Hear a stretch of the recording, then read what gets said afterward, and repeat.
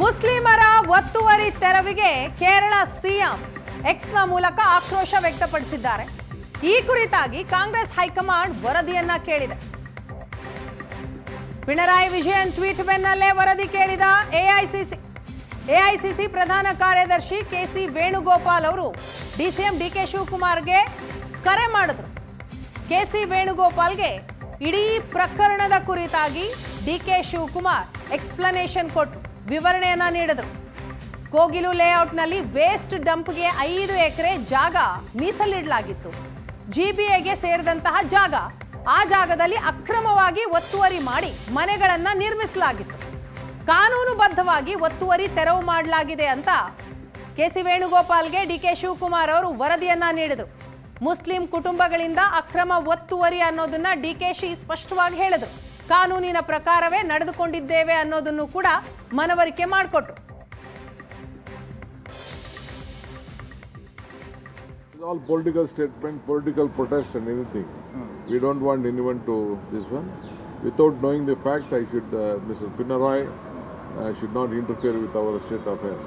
It is all political gimmicks at the time of the elections. Those who have regular documentation, who are there in Karnataka, we will definitely want places as per the rules of the Karnataka government. We will definitely help them.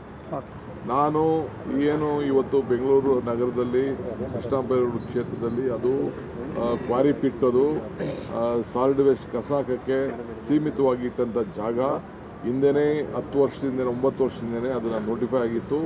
ಆ ಜಾಗದಲ್ಲಿ ಕಸ ಹಾಕುವಂಥ ಜಾಗದಲ್ಲಿ ಹೋಗಿ ರಾತ್ರೋರಾತ್ರಿ ಗುಡಿಸಲುಗಳನ್ನು ಹಾಕಿದ್ದಾರೆ. ಅದನ್ನು ತೆರವಾಗಲಿಕ್ಕೆ ನಾವೆಲ್ಲ ನಮ್ಮ ಸ್ಥಳೀಯ ಮುಖಂಡರ ಹತ್ರ ಶಾಸಕರ ಹತ್ರ ಚರ್ಚೆ ಮಾಡಿ ಅದನ್ನು ಖಾಲಿಗೊಳಿಸಿ ಅದನ್ನು ಸರಿಯಾದ ರೀತಿಯಲ್ಲಿ ಉಪಯೋಗ ಮಾಡಿಕೊಳ್ಳಲಿಕ್ಕೆ ಆದೇಶವನ್ನು ಮಾಡಿದ್ದಾರೆ. ಆ ಕೆಲಸವನ್ನು ನಾವು ಮಾಡ್ತಾ ಇದ್ದೇವೆ. ಯಾರಿಗೂ ಕೂಡ ತೊಂದರೆ ಕೊಡಬೇಕು ಅನ್ನೋದಿಷ್ಟಿಲ್ಲ. ಯಾರು ಅರ್ಹರಿದ್ದಾರೆ ಅವರೆಲ್ಲರೂ ಕೂಡ ನಾವು ಬೇರೆ ಕಡೆ ರಿಹ್ಯಾಬಿಟೇಷನ್ ಮಾಡೋಂಥ ಕೆಲಸವನ್ನು ನಾವು ಮಾಡ್ತೇವೆ. ಏಕೆಂದರೆ ಏಕಾಏಕಿ ನಾವು ಸ್ಲಮ್ಗಳನ್ನು ಸರ್ಕಾರಿ ಜಾಗದಲ್ಲಿ ಒತ್ತುವರಿ ಮಾಡಿಕೊಂಡು ರಾತ್ರಿ ಗುಡಿಸಲು ಹಾಕಲಿಕ್ಕೆ ನಾವು ಬಿಡಲಿಕ್ಕೆ ಆಗುವುದಿಲ್ಲ. ಅದು ಇತ್ತೀಚೆಗೆ ಮಾಡಿದಂಥ ಒಂದು ಪ್ರವೃತ್ತಿ. ಅದನ್ನು ನಾವು ತಡಿತೇವೆ. ಬೆಂಗಳೂರನ್ನ ಆದಷ್ಟು ಸ್ವಚ್ಛತೆಯಿಂದ ನಾವು ಕಾಪಾಡಬೇಕು. ಆ ದೃಷ್ಟಿಯಿಂದ ನಮ್ಮ ಅಧಿಕಾರಿಗಳು ರೂಟೀನ್ ಕೆಲಸದಲ್ಲಿ ಮಾಡಿದ್ದಾರೆ. ನಾನು ವರದಿ ಕೇಳಿದ್ದೀನಿ, ವರದಿ ಕೊಡ್ತಾ ಇದ್ದಾರೆ. Is all political statement. ಈಗ ಅವ್ರಿಗೆ ಎಲೆಕ್ಷನ್ ಬಂದಿದೆ ಅಲ್ಲ, ಅದಕ್ಕೆ ಹಂಗೆ ಹೇಳ್ತಾರೆ ಅವರು.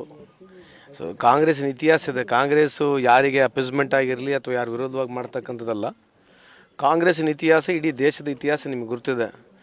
ಎಲ್ಲ ಸಮಾಜದವ್ರನಿಗೆ ಒಡ್ಡುಗೂಡಿಸಿ ಹೋಗ್ತಕ್ಕಂಥದ್ದು ಐಡಿಯಾಲಜಿಲಿ ಇರ್ತಕ್ಕಂಥ ಕಾಂಗ್ರೆಸ್ ಪಕ್ಷ. ಸೊ ಯಾರಿಗೆ ಪರ ಆಗಲಿ ವಿರೋಧ ಮಾಡೋಕ್ಕೆ ಹೋಗೋದಿಲ್ಲ ನಾವು. ಅವ್ರಿಗೆ ಈಗ ಎಲೆಕ್ಷನ್ ಹತ್ರ ಬಂದೈತೆ, ಅದಕ್ಕೆ ಮುಖ್ಯಮಂತ್ರಿ ಆ ರೀತಿ ಮಾತನಾಡ್ತಾರೆ.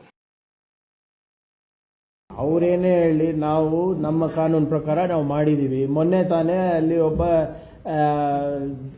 ದಲಿತಿಗೆ ಯುವಕರಿಗೆ ಅಲ್ಲಿ ಹಾಡಾಗಲೇ ಹೊಡೆದಿದ್ದಾರೆ, ಲಿಂಚಿಂಗ್ ಆಗಿದೆ. ಅದ್ರ ಬಗ್ಗೆ ಹೇಳಿ. ನಮ್ಮ ರಾಜ್ಯ ತಗೊಂಡು ಏನು ಮಾಡಿದ್ವಿ, ನಾವೇನಿದ್ರು ಕಾನೂನು ಪರವಾಗಿ ನಾವು ಮಾಡಬೇಕಾಗುತ್ತೆ. ಕಾನೂನು ಬಿಟ್ಟು ಯಾರು ಏನೂ ಮಾಡಲಿಕ್ಕಾಗೋದಿಲ್ಲ. ಮೈ ರಿಕ್ವೆಸ್ಟ್, ಅವರು ಸೀನಿಯರ್ ಚೀಫ್ ಮಿನಿಸ್ಟರ್ ಇದ್ದಾರೆ. ಅಲ್ಲಿ ಇಡೀ ರಾಷ್ಟ್ರದಲ್ಲಿ ದಲಿತ್ ಲಿಂಚಿಂಗ್ ಬಗ್ಗೆ ಮಾತನಾಡ್ತಾ ಇದ್ದಾರೆ. ಅವ್ರು ಯಾಕೆ ಕರ್ನಾಟಕದ ಬಗ್ಗೆ ಮಾತಾಡ್ತಾ ಇದ್ದಾರೆ? ಇಲ್ಲಿನವ್ರು ಏನು ಹೇಳ್ತಾ ಇರಲ್ಲ. What ever it is as per law. ಅದಕ್ಕೆ ಆಗಲೇ ಸ್ಪಷ್ಟೀಕರಣ ಕೊಟ್ಟಿದ್ದಾರೆ ನಮ್ಮವರು. ಎಲ್ಲರೂ ಹೇಳೋಕ್ಕೂ ಉತ್ತರ ಕೊಡೋಕ್ಕೆ ಇಟ್ ಇಸ್ ನಾಟ್ ಮಾಡ್ಕೊಂಡು ನಾವೇನು ಮಾಡೋಕ್ಕಾಗ್ತದೆ? ಅದು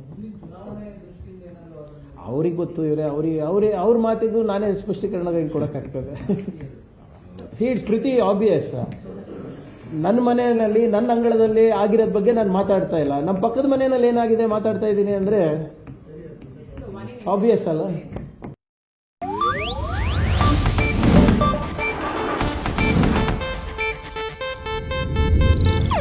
ಇದು ಏಷ್ಯಾನೆಟ್ ನ್ಯೂಸ್ ನೆಟ್ವರ್ಕ್ ಪ್ರಸ್ತುತಿ.